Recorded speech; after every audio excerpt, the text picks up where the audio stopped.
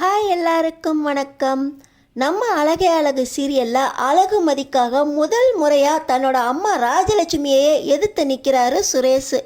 நம்ம அழகுமதி எதுக்காக தாலியை கழட்ட போகிறாங்க, ராஜலட்சுமி என்ன கேட்டதுனால அழகுமதி தாலியை கழட்டுறாங்க, சுரேஷ் எதற்காக அழகுமதிக்கு சப்போர்ட் பண்ணுறாரு தெரிஞ்சுக்கிறதுக்கு முன்னாடி இந்த வீடியோக்கு ஒரு லைக் போட்டுக்கோங்க. ஸோ பார்த்தீங்கன்னா நம்ம அழகுமதியும் சுரேஷையும் கல்யாணம் முடித்த கையோட குலதெய்வம் கோயிலாக மதிக்கிற அம்மன் கோவிலுக்கு கூட்டிகிட்டு போய் ஒரு பூஜையும் பண்ணிட்டு கோயில் தெப்பக்குளத்தில் குடும்பமாக உட்காந்து பேசிக்கிட்டு இருக்கும்போதே ராஜலட்சுமி நகையை பற்றி விசாரிக்க, அம்மா இப்போ இதெல்லாம் கேட்கணுமா அப்படின்னு ரேவதி கண்டிச்சாலும் கல்யாணம் பண்ணிட்டு வந்த பொண்ணுக்கிட்ட இதெல்லாம் கூட நான் விசாரிக்கக்கூடாதா அப்படின்னு இந்த ராஜலட்சுமி நகையெல்லாம் விசாரிக்கிறாங்க. இன்னும் கொடுத்து விட்டுருக்காங்க அப்படின்னு நம்ம அழகுமதி சொன்னதுக்கப்புறம் தான் அப்போ சரி அப்படின்னு வாயை மூடியிருக்காங்க. வீட்டுக்கு போனதுக்கப்புறம் ஸ்ருதி கையால் சுரேஷுக்கும் நம்ம அழகுமதிக்கும் ஆரத்தி எடுக்கிறாங்க. வீட்டுக்குள்ளே வந்த நம்ம அழகுமதி கிட்ட, உங்கள் அம்மா ஏதோ நகையெல்லாம் கொடுத்து விட்டுருக்காங்கன்னு சொன்னியே, போய் எடுத்துட்டு வா அப்படின்னு கேட்குறாங்க.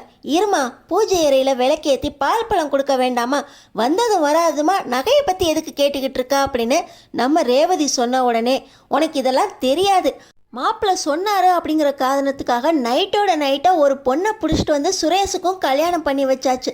அந்த பொண்ணோட குடும்பம் தான் தெரிஞ்சு போச்சே.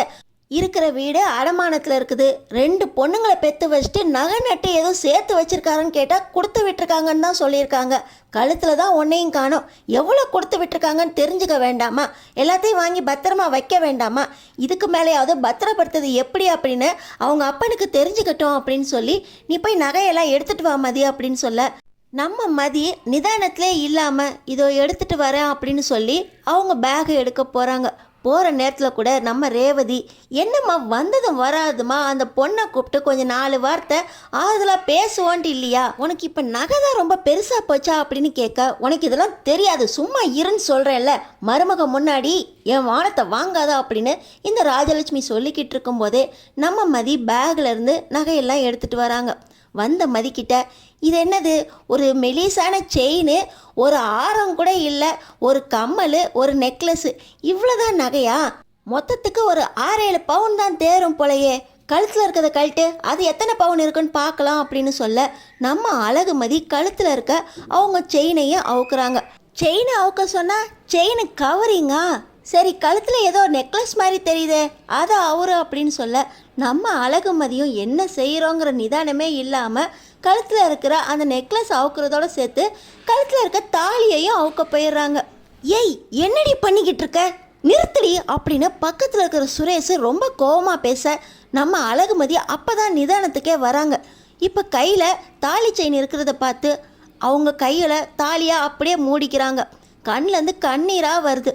அவுக்கலாமா வேண்டாமா அப்படின்னு யோசிச்சுக்கிட்டு இருக்கியா நீ, உன்னை செயினை தானே அவுக்க சொன்னாங்க, நீ பாட்டு கழுத்தில் இருக்க தாலியையும் அவுத்துக்கிட்டு இருக்க, எப்படா அவுத்து போடலாங்கிற நினைப்போட வந்துக்கிட்டு இருக்கியா, அம்மா உனக்கு அறிவு வேண்டாம், வந்ததும் வராதுமா அவளோட நகையெல்லாம் உனக்கு அவுத்து வாங்கணுமா, குடும்ப மானம் போயிடக்கூடாது, என்னோட மானம் போயிடக்கூடாது அப்படின்னு நைட்டோட நைட்டாக திமிரு பிடிச்ச இவளை எனக்கு மாமா கட்டி வச்சிட்டாரு, இவ திமிரை அடக்கலான்னு பார்த்தா நீ என்னன்னா அவளை அதுக்கு மேலே வம்பு பண்ணிக்கிட்டு இருக்க, அவள் கழுத்தில் இருக்க செயினை இப்போ அவுக்குறது ரொம்ப அவசியமாக போச்சா, இருக்கிற நகையே போதுமா, அவள் வேலைக்கு போகிறா, அவள் வேலைக்கு போய் அவளுக்கு வேணுங்கிற நகையெல்லாம் அவளே வாங்குவா, இன்னும் நிறைய சம்பாதிப்பா, அப்போ உனக்கு வேணுங்கிறதெல்லாம் அவள் வாங்கி கொட்டுவா, இப்போ எதுக்கு அவளோட நகையெல்லாம் நீ கணக்கு பார்த்துக்கிட்டு இருக்க, உனக்கு இன்னும் பத்தலையா, நான் வேலைக்கு போய் நான் வாங்கிட்டு வந்து அவள் கழுத்தில் போடுறேன், இப்போ அவள் நகையெல்லாம் நீ கழட்டி வாங்காத, அவள்கிட்ட வாங்கின நகை அவள்கிட்டயே கொடு, குடும்ப மானம் போயிடக்கூடாது அப்படிங்கிறதுக்காக அவள் என் பக்கத்தில் வந்து என் கையால் தாலியை வாங்கிக்கிட்டா, அதுவே பெருசு, இவளோட திமிருத்தனம் உனக்கு தெரியாது,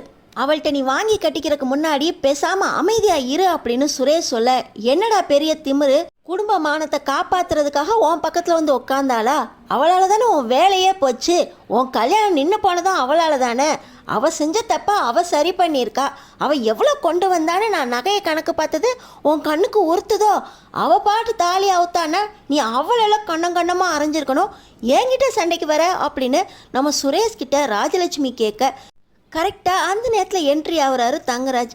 என்ன இங்கே ஒரே சத்தமாக இருக்குது, 3 பேர் நின்றுக்கிட்டு இருக்கீங்க அப்படின்னு தங்கராஜ் கேட்க, மாப்பிள்ள பாருங்க மாப்பிள்ள, அந்த பொண்ணு எவ்வளோ நகை கொண்டு வந்திருக்குன்னு கணக்கு பார்க்கலான்னு பார்த்தா சுரேஷ் என்கிட்டே மல்லுக்கு நிற்கிறான் அப்படின்னு சொல்ல, டேய் சுரேஷ், என்னடா அம்மா கிட்டே மல்லுக்கு நின்றுக்கிட்டு இருக்க? அத்தை, அதெல்லாம் ஒன்றும் இல்லை. சுரேஷ் இன்னும் நிதானத்துக்கு வரல. அவன் கல்யாணம் ஆனதே இன்னும் யோசிச்சுக்கிட்டு இருக்கான். இதில் நீங்கள் கல்யாண பொண்ணுக்கிட்டேருந்து நகையை பற்றி பேசிக்கிட்டு இருக்கீங்க.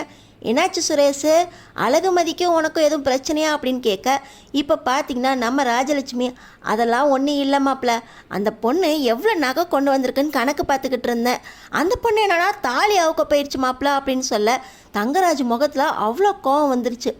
என்ன தாலியெல்லாம் அவுக்க போனீங்களா அப்படின்னு கேட்க, நம்ம சுரேஷ் வேகமா, அதெல்லாம் ஒன்றும் இல்லை மாமா, அவன் நிதானத்திலே அவள் இல்லை மாமா, அந்த நேரத்தில் அம்மா நகையை அவுத்து கொடுன்னோடனே நெக்லஸ் அவுக்குறேன் அப்படின்னா அவள் தாலியையும் அவுக்க போயிட்டா.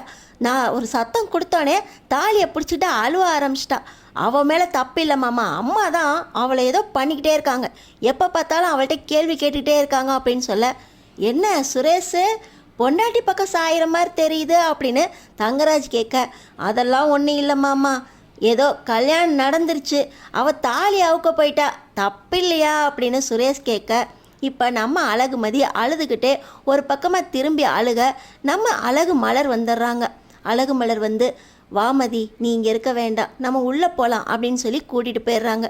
டேய் தங்கராஜ், இந்த பொண்ணெல்லாம் நம்பி அம்மா கிட்டலாம் சண்டை போடாதா அப்படின்னு தங்கராஜ் சுரேஷுக்கு தப்பு தப்பாக சொல்லி கொடுக்க, இப்போ ராஜலட்சுமி, நல்லா சொல்லுங்க மாப்பிள்ள, அவளை வச்சுக்கிட்டு என்கிட்ட சண்டை போட்டுக்கிட்டு இருக்கான், அவளுக்கு தலக்கணம் ஏறி போயிடாது, நாளைக்கு என்னை பார்த்தா அவள் எப்படி மதிப்பா அப்படின்னு சொல்லி ராஜலட்சுமி சொல்ல, அவங்க சொல்கிறது சரிதானே சுரேஷ், நீ வா, நான் உங்ககிட்ட நிறையா பேசணும் அப்படின்னு சொல்லி சுரேஷை ஒரு பக்கமாக கூட்டிகிட்டு போகிறாரு தங்கராஜ். இன்னொரு பக்கம் அழகுமதி தாலியை கையில் வச்சு கண்ணில் கண்ணீரோட அழுதுகிட்டு இருக்க, நம்ம அழகு மலர், என்னம்மா இது, தாலி அவுக்கலாமா, இன்னைக்கு தானே கல்யாணம் ஆச்சு, நீ பாட்டு நிதானமே இல்லாமல் இருக்க, ஒரு சின்ன சிரிப்பு கூட இல்லை, சுரேஷ் நல்ல பையன்தாம்மா, அவன் தங்கராஜோட சேர்ந்துக்கிட்டு தான் இப்படியெல்லாம் பண்ணிட்டான்னு நான் நினைக்கிறேன்.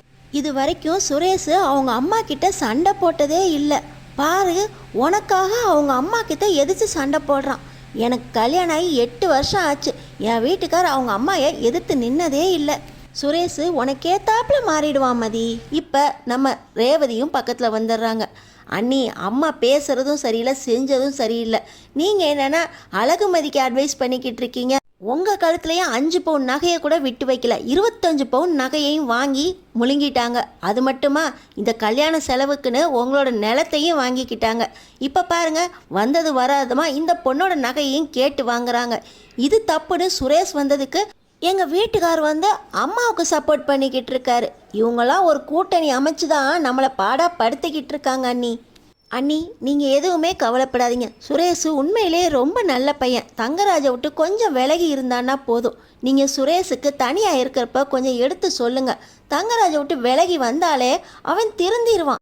2 பேரும் இனிமேல் ஒன்றா வாழ போகிறீங்க, அவனுக்கு கொஞ்சம் எடுத்து சொல்லுங்க, அவன் கேட்டுக்குவான். சுரேஷ் ரொம்ப நல்ல பையன் அண்ணி, என் வீட்டுக்காரோட சேர்ந்துக்கிட்டு தான் இந்த கட்ட பஞ்சாயத்து அடிதடின்னு இறங்கியிருக்கான். கொஞ்சம் விலகி இருந்தாலே போதும், உங்களுக்கு புரியுதில்ல, அவனோட பொண்டாட்டி நீங்கள், நீ சொல்கிறதெல்லாம் அவன் கேட்குற மாதிரி பண்ணுங்க அப்படின்னு ரேவதி சொல்ல, என்ன நாத்தனாரே, தம்பியை பற்றி தம்பி ஒய்ஃபுக்கு சொல்லி தம்பி பக்கம் இழுக்க சொல்கிறீங்க, பரவாயில்லையே, எனக்கு இது மாதிரி கொஞ்சம் சொல்லி கொடுங்களேன், பாக்கியராஜ் நான் சொல்கிறத கேட்கவே மாட்டேங்கிறாரு அப்படின்னு நம்ம மலர் சொல்ல, என்ன நீ பண்ணுறது, சொல்கிறவங்க சொன்னால் கேட்டுக்கணும், உங்களுக்கும் ஆரம்பத்தில் சொன்னேன், நீங்கள் விட்டுட்டீங்க, சுரேஷையாவது இவங்க கொஞ்சம் கைக்குள்ளே போட்டுக்கட்டும் அப்படின்னு நம்ம ரேவதி பேசிக்கிட்டு இருக்க. என்ன 3 பேர் கூட்டணி அமைச்சாச்சா, வேலையை பாருங்கள், வந்தவங்களுக்கெல்லாம் சாப்பாடு ரெடி பண்ணுங்க அப்படின்னு ராஜலட்சுமி மலருக்கு ஆர்டர் போட, அடுத்தடுத்து என்ன நடக்க போகுதுன்னு தெரிஞ்சுக்கிறதுக்கு நம்ம சேனலை சப்ஸ்கிரைப் பண்ணி தொடர்ந்து பாருங்கள்.